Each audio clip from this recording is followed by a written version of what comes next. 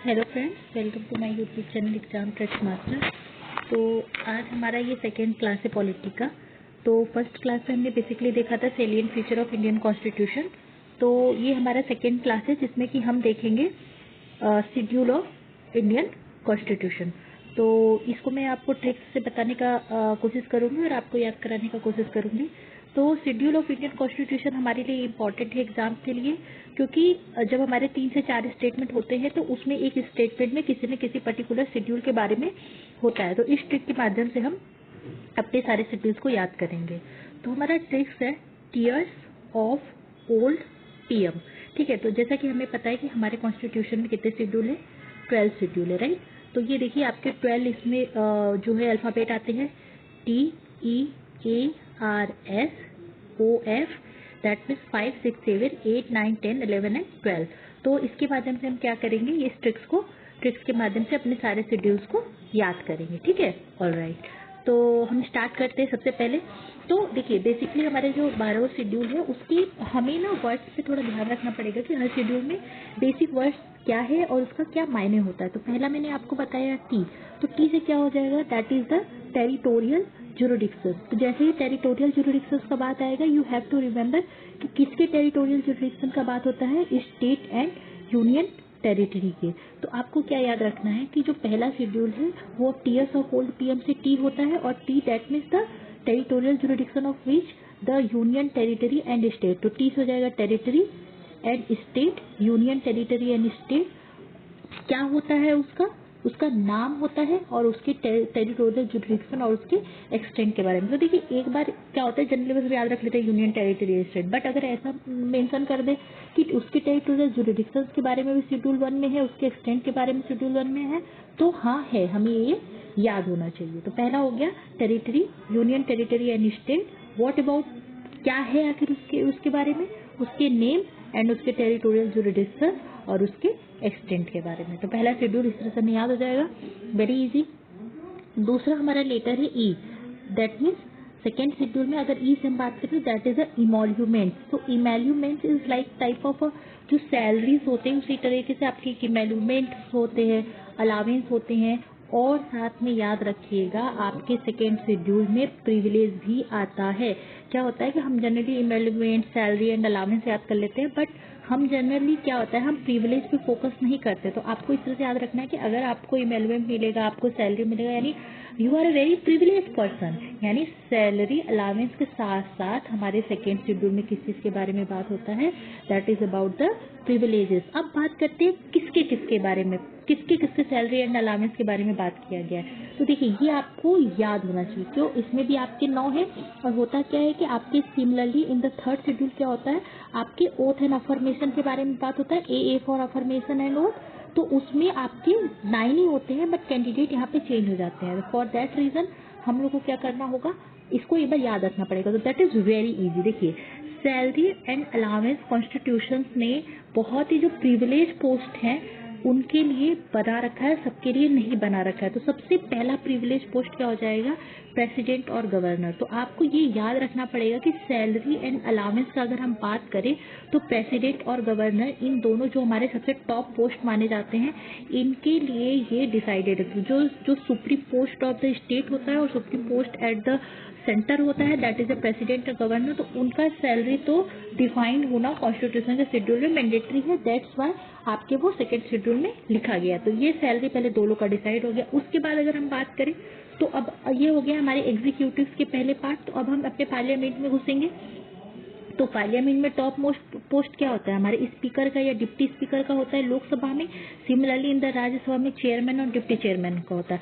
अब इसी का जैसे हमने प्रेसिडेंट पकड़ा, सेंटर पे स्पीकर हो गया, deputy speaker, chairman and deputy chairman. Similarly अगर हम गवर्नर स्टेट पे जाएंगे तो हम स्टेट लेजिस्लेचर पे जाएंगे। तो स्टेट लेजिस्लेचर पे जब हम जाते हैं तो वहाँ पे स्पीकर, वहाँ के डिप्टी स्पीकर, लेजिस्लेटिव असेंबली के at the same time chairperson, that mean chairman और deputy chairman at the legislative council. तो इस तरह से तो हमारे 6 कवर हो जाते हैं। अब देखिए जैसे कि हमने बात किया, हमारे ये एग्जीक्यूटिव बॉडी हो गया, लेजिस्लेटिव बॉडी हो गया। तो हमारे पास 2 एग्जीक्यूटिव बॉडी के, 2 लेजिस्लेटिव बॉडी के जो हो गए मेंबर हो गए एट द स्टेट 10 सेंटर्स, इस तरह से हमारे 6 हो जाते हैं। अब जब हमारे एग्जीक्यूटिव बॉडी खत्म हो जाती है उसके बाद हमारी जुडिशरी बॉडी का भी सैलरी एंड इमोलमेंट्स अलाउ होना चाहिए। इसके लिए इसमें रखा गया है, देखिए स्टोरी याद करिए कि हमने 2 एग्जीक्यूटिव मेंबर को रखा, that is president and governor.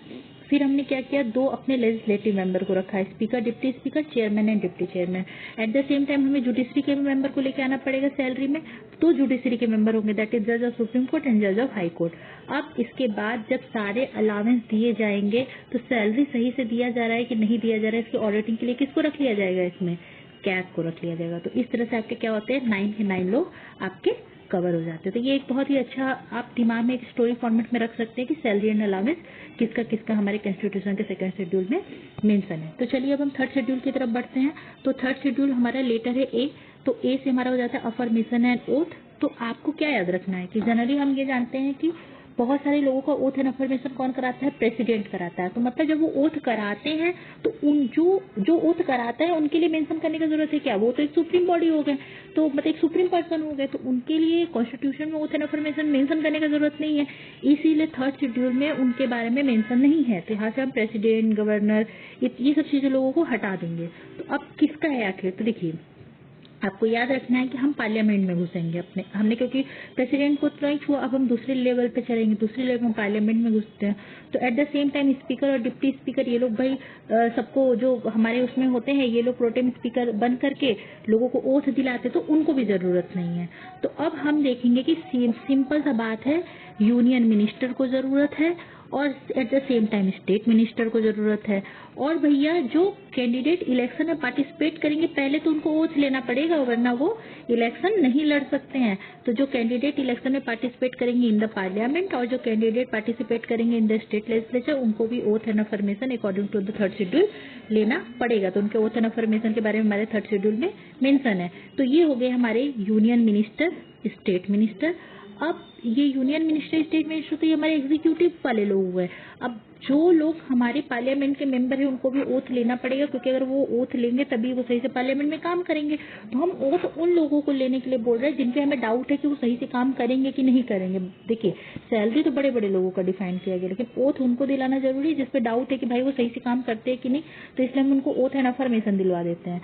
तो उनका जो है इसमें मेंशन किया गया। तो हमारे यूनियन मिनिस्टर को हम दिलाते हैं, स्टेट मिनिस्टर को दिलाते हैं, कैंडिडेट जो इलेक्शन होने वाले रहते हैं पार्लियामेंट में उनको, और जिनका स्टेट लेजिस्लेचर में होना होता है उनको, और मेंबर ऑफ पार्लियामेंट को दिलाते हैं। Eight the same time state legislature के जो मेंबर होते हैं उनको दिलाते हैं। और तो भैया ये जो जज ऑफ सुप्रीम कोर्ट है और ये तो ये लोग कहते हैं हम लोग भैया जुडिशरी के मेंबर हैं, हम तो दोनों जगह रहेंगे, क्योंकि जुडिशरी वाले हर जगह इंटरवेंशन करते हो, तो इसलिए जुडिशरी वाले हमारे थर्ड शेड्यूल में भी घुस जाते हैं और सेकेंड शेड्यूल में घुस जाते हैं। यानी जज ऑफ हाई कोर्ट का ओथ और जज ऑफ हाई कोर्ट का सैलरी दोनों हमारे कॉन्स्टिट्यूशन के शेड्यूल में मेंशन है, जज ऑफ सुप्रीम कोर्ट एंड जज ऑफ हाई कोर्ट। तो इस तरह से हमारा थर्ड शेड्यूल खत्म होता है। अब हम बात करते हैं फोर्थ शेड्यूल। तो TEAR, तो आर से हो जाएगा यहाँ पे राज्यसभा।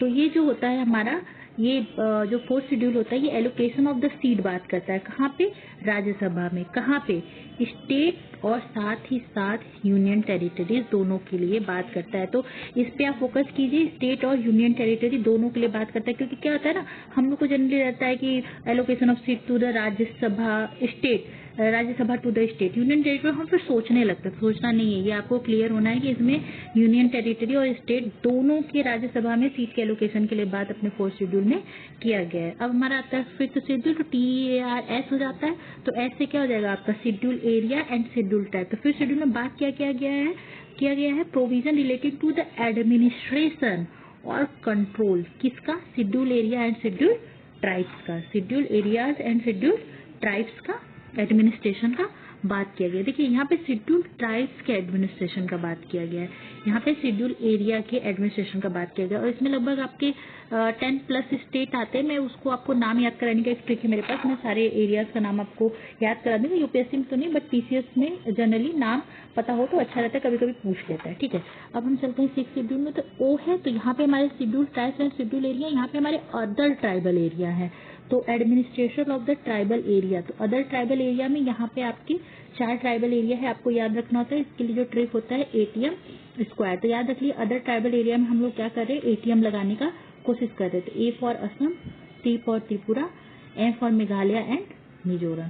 देखिए कभी आपको कंफ्यूजन हो सकता है कि मणिपुर तो नहीं है, तो आप याद रखिए जिसके पास मनी होगा वो हमारे ट्राइबल एरिया में A6 शेड्यूल के ट्राइबल एरिया में उसको लाने की जरूरत नहीं, क्योंकि उसके पास मनी है, तो उसके लिए स्पेशल एडमिनिस्ट्रेशन की जरूरत नहीं है, इसलिए मणिपुर हमारे 6 शेड्यूल में नहीं है। ठीक है, अब हम बात करते हैं 7 शेड्यूल। तो टीयर्स ऑफ एफ से हो जाएगा हमारा फेडरल स्ट्रक्चर। तो फेडरल स्ट्रक्चर का जैसे ही हम बात करेंगे तो फेडरल स्ट्रक्चर इंश्योर करने के लिए हमें क्या जरूरत है, जो हमारा डिवीजन ऑफ पावर का जरूरत है। तो डिवीजन ऑफ पावर के लिए जो भी लिस्ट बनाया गया है, यूनियन लिस्ट, स्टेट लिस्ट और कंकरेंट लिस्ट, उसका मेंशन हमारे किस शेड्यूल में है, 7th शेड्यूल में। तो याद रखेंगे हम लोग। और हमारी यूनियन लिस्ट में कितने सब्जेक्ट हैं, 98 सब्जेक्ट है, ओरिजिनल कितने थे, 97 थे। स्टेट लिस्ट में हमारे कितने सब्जेक्ट है एट प्रेजेंट, 59 सब्जेक्ट है, ओरिजिनली कितने थे, 66। तो आपको क्या दिख रहा है, स्टेट लिस्ट में सब्जेक्ट घटे हैं और यूनियन लिस्ट में सब्जेक्ट बढ़े हैं, और कंकरेंट लिस्ट में क्या हुआ, आपका सब्जेक्ट बढ़ा है। तो ये एक स्टेटमेंट बेस्ड क्वेश्चन हो सकता है कि यूनियन लिस्ट में सब्जेक्ट बढ़े हैं और स्टेट लिस्ट में सब्जेक्ट घटे और कंकरेंट में बढ़ा है। तो ये कॉमन सेंस का बात होना चाहिए। धीरे धीरे स्टेट का पावर कम हो रहा है, इसीलिए स्टेट की लिस्ट में सब्जेक्ट घट रहा है और सेंटर में बढ़ रहा है। और कंकरेंट में सेंटर का जो होता है, सेंटर बनाने का पावर होता है, ऑब्वियस सी बात है वो उसमें भी बढ़ाएगा। नहीं घटा कहाँ पे, केवल और केवल स्टेट लिस्ट में। क्यों, क्योंकि स्टेट के पावर धीरे धीरे घट रहे हैं। ऐसे आप एक ट्रिक्स दिमाग में रखो, तो एक कभी स्टेट में अगर बन जाए तो आपको वहाँ पे कंफ्यूजन नहीं होना चाहिए। ठीक है, अब हम बात करते हैं 8th शेड्यूल का। तो टीयर्स ऑफ ओल्ड पीएम्स, तो जो ओ से है हम लोग याद रखेंगे यहाँ पे ऑफिशियल लैंग्वेज। ठीक है, तो ओ फॉर ऑफिशियल लैंग्वेज। तो ऑफिशियल लैंग्वेज, तो हमारा जो 8th शेड्यूल है उसमें ऑफिशियल लैंग्वेज के बारे में मेंशन है। बस आप एक ये कभी स्टेटमेंट बन सकता है, ऑफिशियली जो थे हमारे 14 लैंग्वेज थे। ठीक है, तो ये आप एक तरह से दिमाग में रखो कि ओरिजिनली क्या थे आपके 14 लैंग्वेज से, अभी एट प्रेजेंट कितने हो गए आपके 22 लैंग्वेज। ये आपको पता होना चाहिए। एट प्रेजेंट हमारे पास है कितने लैंग्वेज, दैट इज 22 लैंग्वेजेस। और जो अभी हमारा सबसे रिसेंटली ऐड हुआ लैंग्वेज है उसका उसमें आता है आपका जो होता है उसके लिए हम लोग का ट्रिक होता है BDMS। तो BDS होता है ना, BDS एक आपका मेडिकल का कोर्स होता है, तो उसी तरह से आप याद रख लीजिए BDMS। तो यहाँ पे हो जाएगा ये बोडो, डोंगरी, मैथिली और संथली। ये आपके लेटेस्ट आपके ऐड है 92nd अमेंडमेंट एक्ट से। ठीक है, तो देखिए ये बस एक चीज मैं आपको बता देती हूँ, पीसीएस में इस तरह का क्वेश्चन जनरली पूछा जाता है। तो आपके 8th शेड्यूल में जो है आपका 8th शेड्यूल में 3 बार अमेंडमेंट हुआ है, 3 टाइम्स अमेंडमेंट हुआ है। ठीक है, तो 3 टाइम्स अमेंडमेंट हुआ है। एक आपका हुआ है सॉरी यहाँ पे आपका 4 टाइम अमेंडमेंट हुआ है, लेकिन जनरली इसमें आपको 3 तो याद रखने का मैं ट्रिक बता देती हूँ, क्योंकि ये उड़िया वाला जनरली याद होता है। तो देखिए आप ऐसे याद रख लीजिए, आपका एक 21st अमेंडमेंट हुआ है, एक 71st अमेंडमेंट हुआ है। तो देखिए कैसे आप याद रखेंगे, 71st अमेंडमेंट याद रखिए और 71st ऐसे याद रखिए, 8th शेड्यूल है ना, तो 7 + 1 8 हो जाता है। तो 71st अमेंडमेंट एक्ट से इसको अमेंड किया गया है और इसमें जो है कोंकणी, मणिपुरी और नेपाली ऐड हुआ है, और इसमें 21st अमेंडमेंट एक्ट हुआ है। तो क्यों, क्योंकि आपको जैसे ही आप ये 7 + 1 8 याद रखते हो, उसके बाद आपको याद रखना है कि 21 भी इसमें अमेंड हुआ। तो जो 71 में आप 21 ऐड करते हो तो ये आपका 92 हो जाता है। तो तीसरा अमेंडमेंट कब हुआ है, आपके 92 अमेंडमेंट एक्ट से अमेंड किया गया। तो इस तरह से आप एक दिमाग में रख सकते हो कि इसमें आपके 8th शेड्यूल में 3 बार अमेंड किए गए हैं, 71st, 7 + 1 8, फिर उसके बाद 21 ऐड करेंगे तो इसमें एक 92 अमेंडमेंट एक्ट से इसमें अमेंड किया गया है। और इसमें जो है बस फिर आपके 96 अमेंडमेंट से क्या किया गया है, आपका एक वर्ड ऐड किया गया, मतलब ऐड क्या किया गया, रीनेम किया गया उड़िया को उड़िया से। ठीक है, अब हम बात करते हैं 9th शेड्यूल का। तो 9th शेड्यूल एल है, तो एल से क्या हो जाएगा, दैट इज लैंड। तो इसमें आपका बात ये बहुत ही इंपॉर्टेंट शेड्यूल होता है। तो इसमें क्या किया गया है, act and regulation of the state legislature dealing with the land reform, abolition of zamindari system and parliamentary dealing with the other matter. तो इसमें बेसिकली आपको कौन से प्रोविजंस रखे गए हैं, इसमें आपके लैंड रिफॉर्म से रिलेटेड प्रोविजन को रखे गए हैं। और ये बेसिकली बनाया क्यों गया था, जो अबोलिशन ऑफ जमींदारी सिस्टम के लिए इसको बनाया गया था। तो आपको ये याद रखना है कि जो 9th शेड्यूल है ना, ये आपके फर्स्ट अमेंडमेंट एक्ट से ऐड किया गया। तो फर्स्ट अमेंडमेंट एक्ट किसमें हुआ था, 1951 में हुआ था। तो इसको याद करने में दिक्कत नहीं होना चाहिए। फर्स्ट है तो ये 1951 में किया जाएगा, दोनों में 1 आएगा, कभी 1950 लिख दो तो उसमें कंफ्यूजन नहीं होना। पीसीएस में जनरली ये सब थोड़ा सा मैटर करता है, आईएएस में इस तरह के क्वेश्चन नहीं पूछे जाते हैं। तो फर्स्ट अमेंडमेंट एक्ट से आपके 9th शेड्यूल ऐड हुआ था, किस लिए किया गया था, to protect the law included in it from the judicial review. तो इसमें जो रखा गया था उसको जुडिशियल रिव्यू के बाहर रखा जाता था। तो मैं अभी आपको बताऊंगी, एक जजमेंट आया था उसके बाद उसमें क्या ये है, जब केशवानंद भारती केस का जजमेंट आया था तो उसमें बोला गया था कि जो भी अब 9 शेड्यूल में जो भी प्रोविजन डाले जाएंगे किसके बाद 24 अप्रैल 1973 के बाद, तो वो अब ओपन होंगे जुडिशियल रिव्यू के। यानी पहले, इसके पहले जो भी चीजें इसमें इंक्लूड किए गए थे that was not come under the judicial review, but after 24 अप्रैल 1973 जो भी चीजें आपके 9 शेड्यूल में ऐड किए गए वो अब जुडिशियल रिव्यू का पार्ट हो गया। तो ये आपके केशवानंद भारती केस के जजमेंट का बाद का डेट है, ठीक है। अब उसी तरह से अगर हम बात करते हैं डी, तो डी से डिफेक्शन, तो इसमें जो बात की जाए that is the anti defection law. तो इसमें एंटी डिफेक्शन लॉ क्या है, provision relating to the disqualification of member of parliament and state legislature on the ground of defection. तो यहाँ पे हमारे डिफेक्शन के बारे में बात किया जाता है in the 10th schedule, that is the old PM, that is a D. तो this schedule was added by the 52nd amendment 1985। तो जैसे कि हमने बताया फर्स्ट को याद रखना, आपको फर्स्ट 51 आता है। वैसे अगर आप याद रखोगे तो जो आपका 10th शेड्यूल है, 10th शेड्यूल ये आपका 1985 के amendment act 52nd amendment act से आपका ऐड किया गया है, ठीक है। तो याद रखना इजी भी है, 52nd अमेंडमेंट देखोगे तो 5 दूनी 10 हो जाता है। तो आपको याद रखना है कि 10th schedule 52nd amendment act से जो है आपका ऐड किया गया, तो इसमें कंफ्यूजन नहीं होना चाहिए। अब बात करते हैं 11th एंड 12th, ये तो याद ही रहता है जनरली सबको। 11 that is P, that is panchayat. तो इससे क्या किया गया था, स्पेसिफाई किया गया था पावर, अथॉरिटी और रिस्पॉन्सिबिलिटी ऑफ पंचायत। और याद रखना हमको 11th शेड्यूल में अपने 29 मैटर से पीसीएस में से क्वेश्चन पूछ सकता है।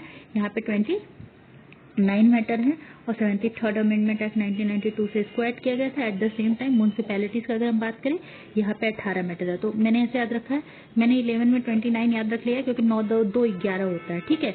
और अगर हम इसका समझे कि नहीं, आप 20 ये क्या है हमारा 11th है, तो इसमें 29 मैटर है। क्यों? क्योंकि 9 2 11 होता है। और अगर हम बात करें कि अब पंचायत में कितना होगा, तो 2 गुणे 9, 9 दूनी 18, तो 18 आपके किस्म कितने हो जाते हैं, 12 में आपके 18 मैटर्स होते हैं।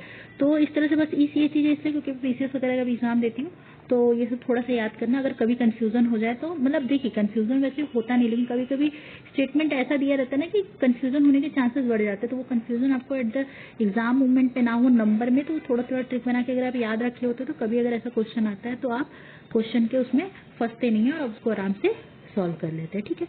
तो इसके बाद एक इसमें precedence, order of precedence Republic of India. तो जनरली ऑर्डर ऑफ जो प्रेसिडेंस होता है, मतलब कौन हमारे पहले नंबर पे आता है, कौन दूसरे नंबर पे आता है, तो इस तरह का हमारा नंबरिंग किया जाता है। बट ये हमारे लिए इम्पोर्टेंट नहीं होता है। और ये याद रख लीजिएगा कि जो ऑर्डर ऑफ प्रेसिडेंस होता है ना, ये क्या होता है, प्रोटोकॉल लिस्ट होता है, किस चीज के लिए बनाया जाता है। जैसे कोई ओकेजन होता है, कोई सेरेमोनियल फंक्शन होता है, तो किसको किस प्रेसिडेंस में, मतलब प्राथमिकता किसको दिया जाएगा, that is the order of precedence, ठीक है। तो सबसे ऊपर तो नो डाउट हमें पता होना चाहिए कि प्रेसिडेंट होते हैं, फिर वाइस प्रेसिडेंट होते हैं। हाँ, बस एक चीज में मुझे इंपॉर्टेंट का याद रखने को, जो ऑर्डर ऑफ प्रेसिडेंट होता है वो मेंटेन कौन करता है, होम अफेयर के मिनिस्टर करते हैं, मिनिस्ट्री ऑफ होम अफेयर। तो बस इसमें अगर एक चीज याद रखना है आपको तो यही याद रखना होगा और कुछ भी याद नहीं रखना होगा, ठीक है। क्योंकि ये ऑर्डर याद करने का ऐसा कोई रिक्वायरमेंट नहीं है। अगर आप बहुत याद करना चाहते हो तो 7 से 8 तक आप याद कर लीजिए, नॉट मोर देन दिस, ठीक है। तो ये हमारा सेकंड क्लास यहीं पे खत्म होता है। मैं जल्दी 3rd क्लास लेकर के आऊंगी। और अगर आपको कोई कंफ्यूजन हो तो आप मुझसे कमेंट में पूछ सकते हैं। और please subscribe my channel. Thank you so much and wait for the